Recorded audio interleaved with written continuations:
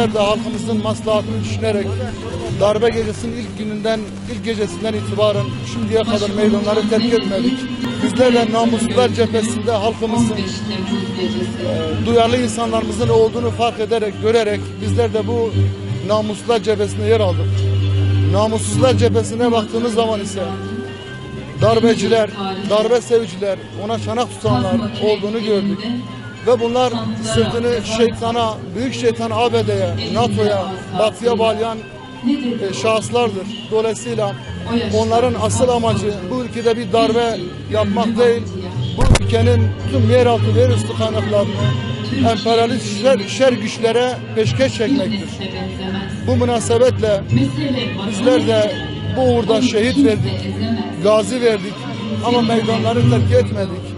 Bu zalimlere gereken dersi meydanlarda verdi.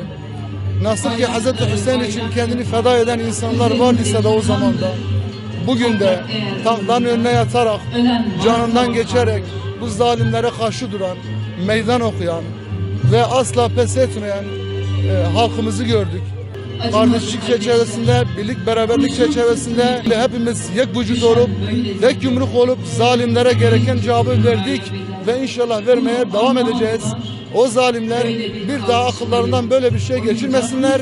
Geçirdikleri takdirde yani 7/24 tüm halkımız teyakkuzdadır. Asla zalimlere fırsat vermeyeceğiz. Asla onlara boyun eğmeyeceğiz ve ülkemizi, geleceğimizi, halkımızı zalimlere, Batı'ya, NATO'ya, ABD'ye, İsrail'e peşkeş çektirmeyeceğiz. Bu uğurda canımızı feda etsek bile bu ülkemizi feda etmeyeceğiz.